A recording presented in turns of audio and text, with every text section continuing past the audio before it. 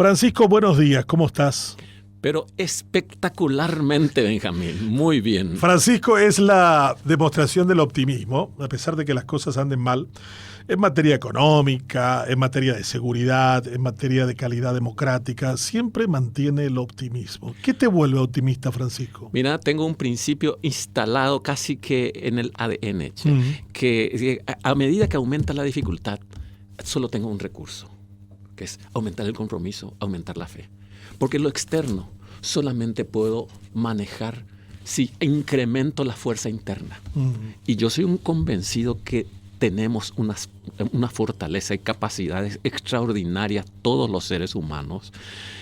Nos falta aprender a manifestar esas capacidades, sacarlas afuera. Son como potenciales, es como una semilla que si no fructifica, si no se saca para afuera ese potencial, nunca se convierte en algo concreto. Siempre está allí. ¿Y cuál es nuestra mayor dificultad como sociedad? Mira que tuviste industria, trabajaste con grupos de personas, das conferencias de manera frecuente. Muy la de base, ¿dónde está el nudo gordiano, el apócrita que los paraguayos tenemos que cortar para alcanzar eso que estás hablando? Y el apócrita yo creo que está que nosotros no hemos aprendido a desarrollar la educación como tal, lo entendemos más como una mercancía externa. Y educar significa hacer que afloren y se manifiesten los talentos y las capacidades inmanentes que cada uno tiene dentro. No significa que yo te enseñe, porque esa es una arista de la educación, donde yo te transfiero información. Y todos tenemos enorme cantidad de información en la gaveta mental, ahí, comiendo polvo. Utilizando para nada. ¿Y cómo sacamos eso? ¿Cómo la usamos? ¿Cuál es la estrategia para eso? Porque mucha gente está escuchando esto y está viéndolo ahora a través de Facebook Live. Y se pregunta, está bien, Francisco, correcto lo que decís, pero ¿cómo lo hacemos? ¿Cómo lo hago yo en un ambiente donde me tira pálida la realidad, donde yo veo que un sinvergüenza inepto es ministro de Agricultura, donde la gente me dice, estudia, que algún día serás una cosa importante y resulta que una Yura Galleta llega a ser ministro de Agricultura? Cuando veo una serie de incompetentes, un presidente incompetente que tampoco hace lo que debiera, ¿cómo sacar esperanzas? ¿Cómo no querer rajar del país, como dicen nuestros jóvenes? Bueno, y es el compromiso que cada uno asume, es una cuestión de compromiso, compromiso con uno mismo. Yo tengo la experiencia vivencial de que a mí, desde el punto de vista la concreción del lucro, a mí me conviene mucho más dar conferencias y hacer entrenamientos en el exterior. Pero yo tengo un compromiso con este país. Yo me siento comprometido. Por eso aquí vivo. Aquí están los huesos de mi mamá y de mi papá. Aquí voy a quedar yo y acá están mis hijos y mis nietos. Entonces yo me siento comprometido con eso. Y yo creo que tengo que aportar. Y la convicción de que todos tenemos que aportar y contribuir, eso nos falta. Pero no me estás diciendo, Francisco, ¿de dónde saco esperanza? ¿De dónde saco optimismo en un ambiente en que me tiran la pálida de manera frecuente y permanente? ¿Qué debo hacer? ¿De dónde sacas ánimo? ¿Orás, te invocas a un santón, a un gurú?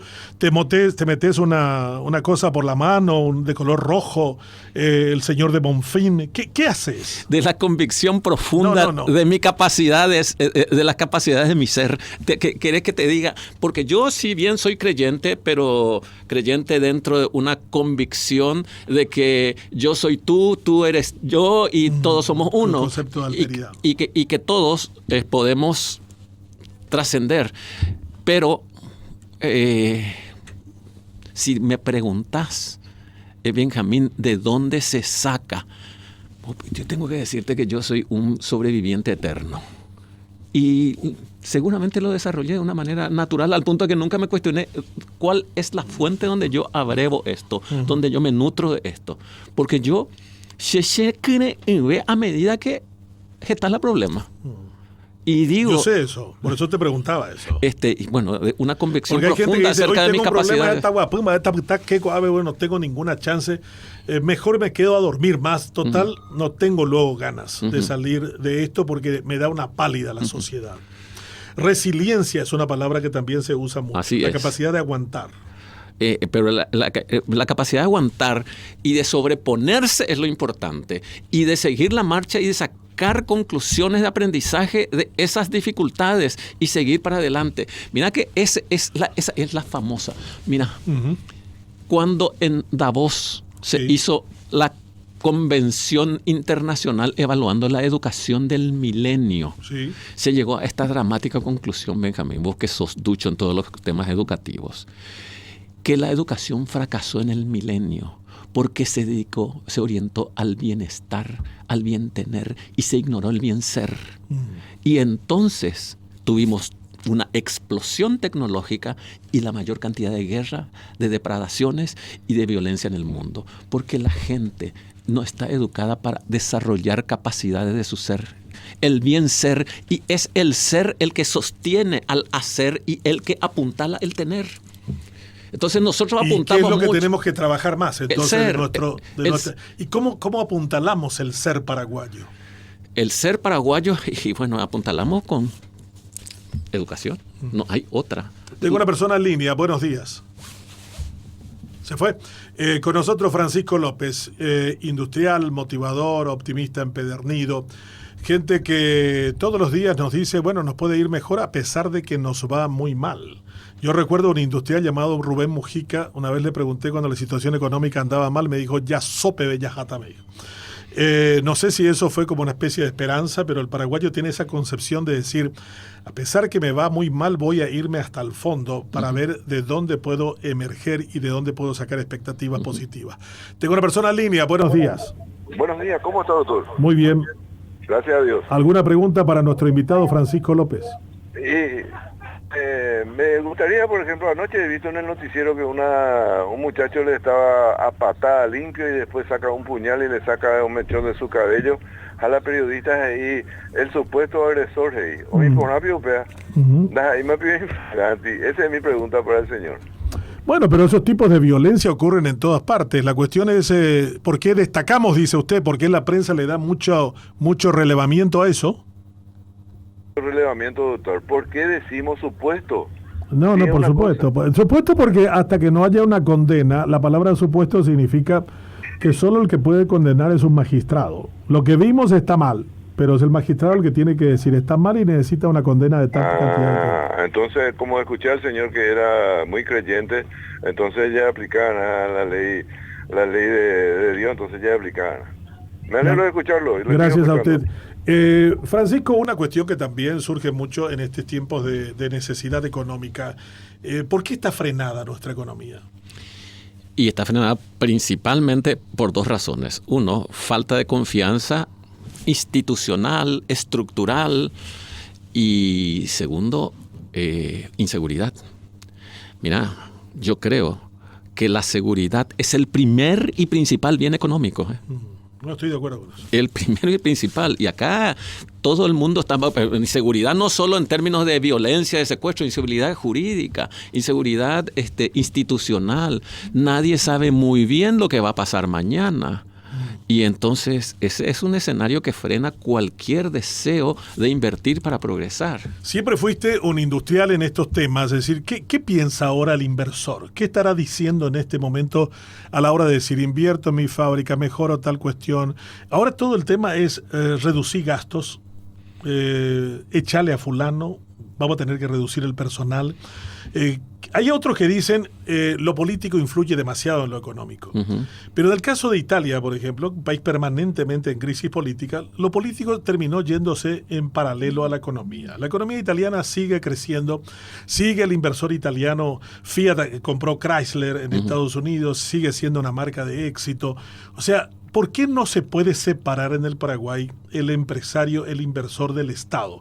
¿O el Estado es demasiado cercano socio del comerciante, del empresario? Que los empresarios paraguayos la única manera que tienen de ser prósperos es tener un negocio con el Estado. ¿Por eso importa tanto las crisis políticas? Aquí en este país, sobre todo, desde mi punto de vista, lo político es lo determinante de lo económico y no a la inversa. Si bien hay una sinergia que multiplica aceleradamente todo, yo creo que venimos de una cultura donde la eficiencia, la capacitación no eran factores que determinaban resultados. Venimos de una cultura donde el amiguismo, la complacencia, el yaú entero B y compañía era el factor de éxito empresarial. desapegarnos de algo cultural requiere de 1 o 2 generaciones, Benjamín. No es un proceso así automático, inmediato. Pasó una primera generación. Pasó una primera generación porque tenemos que corregir mentalidades. Trabajar con la mentalidad es lo más complicado porque requiere tiempo y todos somos inmediatistas porque venimos de necesidades postergadas, pues. Entonces todos queremos ya. Lo que decía Sanguinetti, el expresidente uruguayo, queremos ya. Y las cosas tienen su proceso de madurez. Si yo siembro algo, que quiero comer la naranja y sabes que si no espero el proceso, imposible que coma esa naranja. Francisco, hay mucha gente que dice que tenemos en Paraguay la primera generación de paraguayos que no va a superar a sus padres. Yo superé a mi padre superó a su padre, mi abuelo superó a mi bisabuelo superó a mi tatarabuelo. ¿Puede ocurrir de que tengamos una primera generación de fracasados en Paraguay?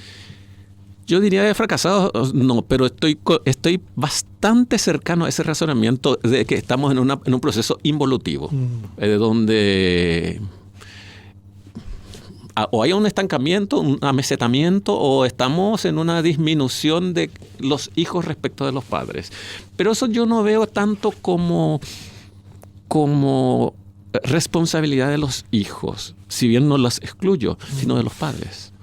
Demasiado les cuidamos, demasiado les mimamos, demasiado le damos mesas puestas, demasiado le impedimos crecer, evolucionar, porque ya hay juetereí, pero ya hay jubaí, porque les invalidamos. Y eso tiene que ver con un amor malentendido, el famoso amor protector que impide que las personas vivan su experiencia y desarrollen sus capacidades. ¿Recomendación para los padres? Dejarlos ser, dejarlos golpearse, dejarlos que vivan su experiencia. La responsabilidad de los padres es evitar los daños mayores, es cuidar el territorio, pero dentro del territorio darle que vivan su experiencia. Francisco, mucha gente dice, está bien, estoy de acuerdo teóricamente con eso, pero hay muchos jóvenes que no pueden aguantar las pruebas y terminan sacándose la vida, por ejemplo, ¿no? El caso de suicidios de jóvenes en Paraguay es una cantidad muy superior a la media de cualquier país con esta población. Entonces, ¿cómo le preparo para que sea fuerte, para que administre sus fracasos? Y ya una cosa muy simple, Benjamín. El ser, lo decía Virginia Satir muchas veces, el ser humano es consecuencia de su propia autoestima. Sus rendimientos y sus resultados son consecuencia de su autoestima. ¿Cuántas veces los padres le dicen a sus hijos día a día lo que tienen que hacer y cómo tienen que comportarse? ¿Y cuántas veces le dice, hijo, te amo con el alma, sos lo más importante y trascendente de mi vida? Y vas a contar conmigo, con mi apoyo. Yo te exijo y te voy a seguir exigiendo porque te amo y quiero que te realices. No es que porque te amo te consiento, porque te amo te exijo porque quiero que desarrolles capacidades. Pero ¿cuántas veces desde esa postura de expresión de cariño se educan los hijos? Y el hijo que nace con malnutrición afectiva, que se desarrolla con malnutrición afectiva, va a tener serias consecuencias. Afecto, cariño, confianza, convicción, valores desde niños. Estábamos hablando del tema del dinero. Yo no entiendo cómo los padres le dan nomás dinero a sus hijos, porque generan una camada de inútiles. Y no les hacen saber desde chico que para generar dinero ellos tienen que aportar algo, tienen que haber una contraprestación, porque o si no, no es genuino y no es educativo. Simplemente la gente se queda a esperar que se le dé y la gente tiene que aprender a ganar o a generar sus resultados. Y esa es una cultura que está lejos de nosotros. ¿Hay problemas administrativos y financieros? ¿Hay grandes conflictos entre jóvenes y el dinero? Excesivamente. Desde mi punto de vista y desde mi experiencia también, la educación financiera a nivel personal, estoy hablando de finanzas personales, no estoy hablando de macrofinanzas. Hay que instalar en las escuelas, hay que instalar como asignatura, como materia básica, porque querramos o no querramos reconocer, el dinero es un recurso indispensable desde que fue creado. Y no es ni malo ni bueno, es el dinero simplemente. Es un recurso, es una herramienta. Hay algunos pensadores que dicen esto. Usa el dinero y ama a la gente. Pero nosotros hemos trastocado los valores. Amamos el dinero y usamos a la gente. Y el dinero está para ser usado. Y es un gran secretario ejecutivo, pero un pésimo jefe. Me dijiste también que ofreciste un programa al Ministerio de Educación para que se colocara esto como materia en nuestras escuelas. Para que enseñemos a nuestros niños a cómo administrar dinero. Lo hice hace como 2 periodos presidenciales atrás. Y la verdad es que me fui a caer en eternas antesalas, en interminable burocracia, en gente como que yo llevaba algo que significaba un aporte, donde el lucro, si bien iba a haber costos, porque obviamente todo tiene costos, sí, pero el lucro era mínimo, casi inexistente, pero tomaron como que ellos tenían hacer el favor. Entonces yo me cansé de hacer antesalas. Yo dije, yo no voy a someterme a esta burocracia, porque por eso luego ya no soy funcionario. Yo no quiero esta burocracia para mí. Por eso, de toda actividad que genere estar en contacto y en gestión permanente con la burocracia, por eso yo me salí. Yo en mi inicio fui despachante de aduana. Aupeché Caneo. Porque era la batalla infernal. Él lo caneó a Francisco del Paraguayo. Hashemo Caneo, primero, es que la gente no abre su cabeza para buscar soluciones, no se compromete. Te voy a poner un ejemplo muy simple. Tengo una casa de campo en Itagua. Sí.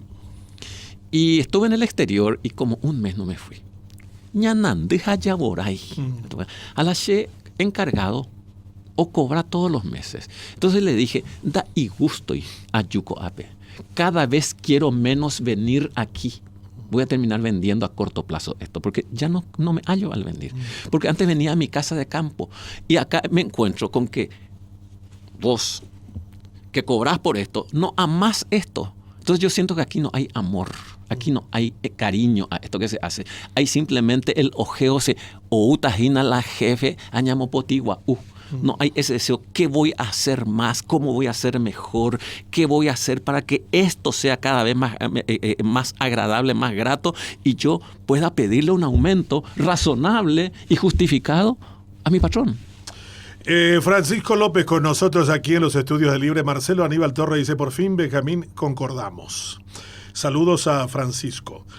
Francisca Duarte dice, me encanta escucharlos desde Estados Unidos. Qué gran verdad está diciendo Francisco. Sí, tiene razón. ¿Por qué no amamos aquello que se supone debería ser nuestra función? Muchas veces pregunté a los presidentes de Paraguay, incluido a este. Le pregunté, ¿vos le querés al pueblo paraguayo? Un presidente de la República del Paraguay me dijo, yo no le puedo creer a un pueblo prostituto a quien compré. 2 coatis sin vergüenza, me dijo uno que hablaba muy bien guaraní. El último me dijo, ¿qué me quisiste preguntar, Benjamín? ¿Por qué el político no ama al objeto y al sujeto de su trabajo, que es la sociedad, el pueblo? No hay la pueblo de Francisco y de político. No hay de presidente y pueblo, no hay la ministro, no hay. ¿Por qué no aman? Mira, entendiendo que el servicio es la fase más elevada del amor, es la constatación política del amor. Así es. Y mira, yo sigo pensando que hemos sido educados bajo los auspicios de las emociones negativas, del temor, de la represión personal, no del amor. Te explico algo muy sencillo. Cuando un padre le dice a su hijo, mira, si no estudias, sabes, vas a ligar. Si te aplazas, ya sabes lo que va a pasar, no te vas de vacaciones. Todo es represión y todo es negativismo lo que está vinculado al desarrollo interior. Eso significa que estudio solamente por temor.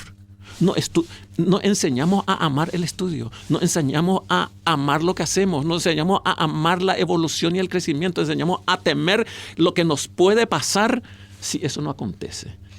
Eso pues son intangibles que se instalan en el inconsciente cultural. ¿Por qué yo no voy a dar lo mejor de mí? ¿Y por qué preciso asegurar mi cargo? ¿Y eso qué se llama? Se llama inseguridad personal, inseguridad interior. Y cuando yo soy inseguro, eso es lo que voy a sacar, porque no puedo sacar afuera lo que no tengo dentro. Octavio Paz llama al Estado el logro filantrópico. Una figura grande, pesada, adiposa, costosa, corrupta, lleno de numerarios, supernumerarios, planilleros. ¿Qué es el Estado para vos, Francisco? El Estado paraguayo. Y el Estado paraguayo es eso. Un adiposo, filántropo y con sus amigos. Obviamente con sus amigos y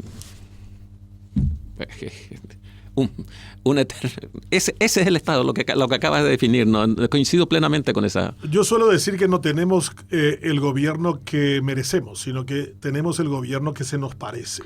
Así mismo es. Que el gobierno sueco se parece al pueblo sueco y que el gobierno paraguayo se parece a la gran mayoría del pueblo paraguayo. Una vez me dijo un diputado, fui a recibir una condecoración en diputado y uno de los más cuestionados me dijo, mejorarás, yo le dije, no mejoraste, si orego la mayoría, más bien dice democracia, Benjamín. Gobierno de la mayoría, ahora gente tabínimo mayoría la Paraguay. Deo la gente arandú 1%. Va a vender, yo te reclaman de Bego, a ver, si orego la mayoría, gente tabínimo la mayoría, ya me dijo, y me hizo callar. Y obviamente un argumento de tal contundencia que ¿cómo se puede rebatir eso? ¿Cómo se puede rebatir? Y es más, ¿Oreres Heguani con la año de dirigente? Claro. Nosotros lo votamos y de nosotros salieron. Sí, señor. Tengo una persona en línea. Buenos días. Buen día, Benjamín. Vaya va. Ipona. Una pregunta a Francisco López. Sí. Estamos hablando de la situación del paraguayo. Va en la política paraguaya. Deba a pobre mercado de San Lorenzo. Va en las detectives y la bandido. La política, ve. Sí. La mayoría. No a la cabeza. Cuera por Benjamín. La cabeza. La tendotaje. Nicanor Mondaja. Cuera la sinvergüenza. Jaume inocente. 50 y 100 y o depende de recordamos 2 votos de 50 y recordamos 400.000 o 5 según la de voto según la voto de conseguir que cuera o pagan de corrupción no soy hoy la sinvergüencería de diligencia casi. Pero pearago ya cotemos coibe ya cotemos o yoguaja o ya cotemos yoguaba. Sí.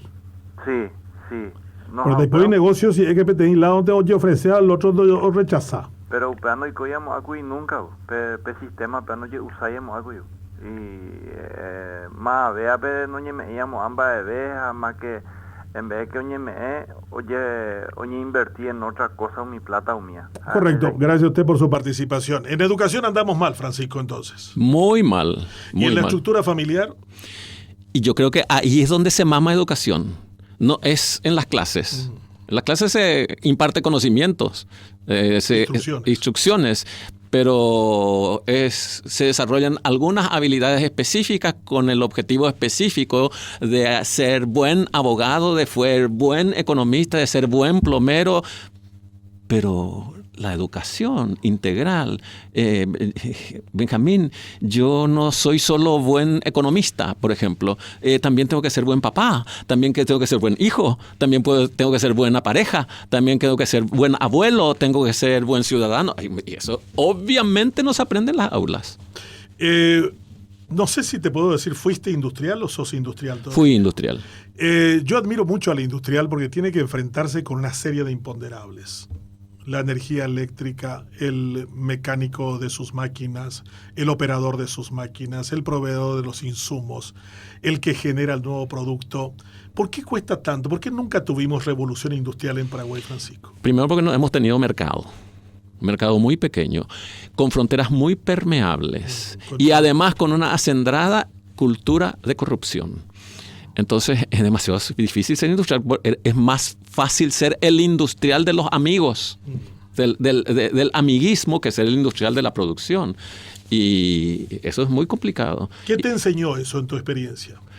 Y me enseñó, en mi experiencia, a cerrar el capítulo de mi vida de ser industrial y dedicarme a otra cosa. ¿Cuántos años fuiste industrial? Y fui industrial como 25 años de mi vida. En las conferencias que das, ¿qué es aquello que crees que es el mensaje que entra y qué es el mensaje que no entra? El mensaje que entra es el mensaje que ayuda a que la gente identifique sus reales capacidades y que está cargado con un paquete importante de emociones que permite que la gente misma se cuestione, porque nadie permite que el de afuera le cuestione. Nos cerramos a eso de manera automática, pero si genera en nosotros interrogantes, dudas, sabes perfectamente, porque manejas la pedagogía, que el desarrollo de la conciencia no se obtiene con respuestas, se obtiene con preguntas. Y preguntas que te llevan a miles de respuestas posibles, y después de escoger esa respuesta te vuelve a llevar a miles de nuevas preguntas que pueden tener miles de nuevas respuestas posibles, y ese es el proceso de desarrollo de la conciencia. Tengo un taller que suelo dictar y lo hago de manera gratuita, abierto a la gente, que se llama ¿Por qué en tu vida pasa lo que pasa? Porque no es accidente. Si vos fueras un pescador y lanzaras tu caña, el pescado que viene a esa caña no viene por casualidad. Lo atrajiste y tiene que ver con procesos vibratorios, porque estaba vibrando en la misma frecuencia nomás. De ahí nomás, o si no, no podía venir junto a ti porque estaba en otra frecuencia. Y ese es uno de los graves problemas. Ñandengo paraguayo ya vibra a muy baja frecuencia. No creemos mucho en nosotros. Y eso significa... No, yo creo que hay un temor también al fracaso. El paraguayo tiene mucho miedo al yepelá. Tiene muchísimo miedo al fracaso. Y sin embargo, en Estados Unidos, porque tenemos mucha gente que nos sigue ahora en Estados Unidos, si no fracasaste, no podés ser merecedor de ningún logro. Cuando yo veo la historia de Steve Jobs, por ejemplo, este tipo fracasó con Apple. Fue echado por el board de directores diciendo sos un fracaso. Y se fue y trabajó en una empresa llamada Pixar, y después retornó y creó el iPhone, que fue el primer teléfono inteligente hace 12 años. Y volvió al control de Apple. Y se volvió supermillonario. Un tipo como Steve Jobs en Paraguay, primero jamás hubiera podido crear una empresa en un garage, como también creó Bill Gates. Le hubiera venido ya impuesto a la renta, le hubiera venido el IPS, le hubiera venido la municipalidad de su zona, le hubiera venido un peajero, un motochorro. No hubiera podido lograr nunca esa posibilidad. Y la segunda, después del fracaso que tuviste en Apple, Steve Jobs jamás hubiera sido vuelto a contratar en la empresa que él creó. Porque él creó la empresa, y el board que creó con los inversores le dijeron, mira, vos sos un inútil y te vas de acá. Y después volvió. Yo creo que en el Paraguay no hay historias de ese tipo en el que fracasaste y volviste y tomaste de nuevo el control de algo. ¿Por qué somos tan refractarios al fracaso? Vuelvo a decir, inseguridad desde mi punto de vista, porque el fracaso es la puesta en exposición de mi propia imagen, de mi propio ego, de cómo yo quiero que los demás me vean y me aprecien. Y si eso está en riesgo, yo no quiero arriesgarme. No quiero arriesgarme, quiero asegurar de que eso se vea, aunque viva reprimido el resto de mi vida. Francisco López con nosotros en los estudios, ex industrial y ahora un provocador de las ideas y de las transformaciones. Tengo una persona en línea. Buenos días. Buen día, don Benjamín. Don Coronel. Amigo, antes que nada, felicitarse que ya me compartió todavía en el nivel de Gina. Muy bien templado de la vida. Y bueno, usted también es un emprendedor. ¿Cuántos años fue carpintero en Buenos Aires? Amigo, que está la lucha. ¿Cuántos años en Buenos Aires? 33 años de Buenos Aires. ¿Y cuántos años en el Paraguay y retornado? 92, y ahí me llegué, qué sé yo, casi, pues allí, me hace. ¿Y dónde cuesta más emprender? ¿En la Argentina o en Paraguay? Bueno, a veces es fácil porque cada día ya no apeango producto del sistema de vida ñandella huerajaba ñaina, porque ñandengo siempre a nivel de escuela la idea hubo callo, a la esperanza hubo callo, la inversionista hubo, porque el opea hubo mante ya hay coponatas a pecha anda pe genuino ñandendo ya predicáis. O sea que hay que hacer que los paraguayos crean más en su país y esperemos menos de la gente de afuera. Pero Shamir la ñane, tan coñe presentar como si fuera que este oratorio y al lado de la ruta o depende peregrino y tatamía. No, acá hace falta un proyecto genuino, un proyecto de país genuina, un proyecto de desarrollo genuino, sin descartar lo otro que pueda venir también a acompañar o ayudar a nosotros. ¿Y cuál es el mayor problema que tiene alguien en Paraguay como usted, que ha venido de Buenos Aires después de 30 y tantos años? Y bueno, a ver, ya entender, por ejemplo, la observación. Primero oí La Plata, a ver, ya y por Uruguay. La Plata, en vez de oír al servicio del desarrollo, más bien oí al servicio de la destrucción, porque La Plata, oye, Purú, por ejemplo, Osura, Casa de Empeño, lo mío que invertir para La Plata. Se especula y no se orienta hacia la producción. ¿Ah? No se orienta hacia la producción. No, pero no depende del gobierno, hermano. El gobierno o captan a la beta negativa de su sociedad, y no resolver. Correcto, gracias, don Coronel, por su participación. El paraguayo entonces está en disputa con La Plata. Paraguayo dice, que tú a esa Pucú, Cuarajín y Plata, le dice. Así es. Y padecemos de cultura financiera. Vuelvo a insistir, es importante insertar eso en las escuelas. Y aunque sea como una materia extracurricular, auspiciado por la Asociación de Padres. Una vez, recuerdo, en Estados Unidos, fue a la inauguración de la casa de un compatriota en Queens, que vive todavía en Estados Unidos. En esa época vivía 18 años en Estados Unidos. Y le dije, Ramón, ¿cómo lo que en Paraguay, cuando fuiste mi vecino, nunca progresaste? Nunca progresaste, siempre te fue mal, nunca fuiste exitoso. Y viniste acá en Estados Unidos y en 18 años te fue extraordinariamente bien. Y él me dijo, maestro, ¿y como hay, no dejamos a por ahí, ya como hay las cosas en buena posición con Nueva York? Me dice, rejojabe donde ella, exit, pero éxito dice salida, de hecho importante, dice, bueno, éxito. Eso nos hace que, me hace pensar en esta conclusión, Benjamín.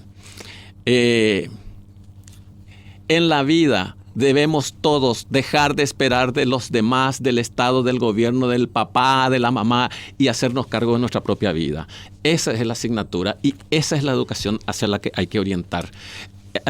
Te digo una cosa, me viene tan claro a la mente la parte final de esa poesía que inspiró a Mandela. Yo soy el capitán de mi vida.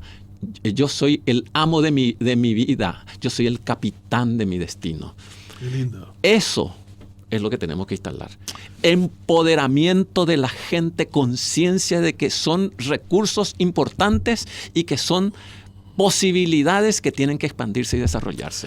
Gracias, Francisco, por tu visita. Mucha gente me pregunta dónde puede contactar contigo. Te doy mi número de WhatsApp. Sí. 0981-744-162. Ahí está el teléfono, los datos de la conexión con Francisco López. Gracias, Francisco, por tu visita esta semana con nosotros. Gracias a ti.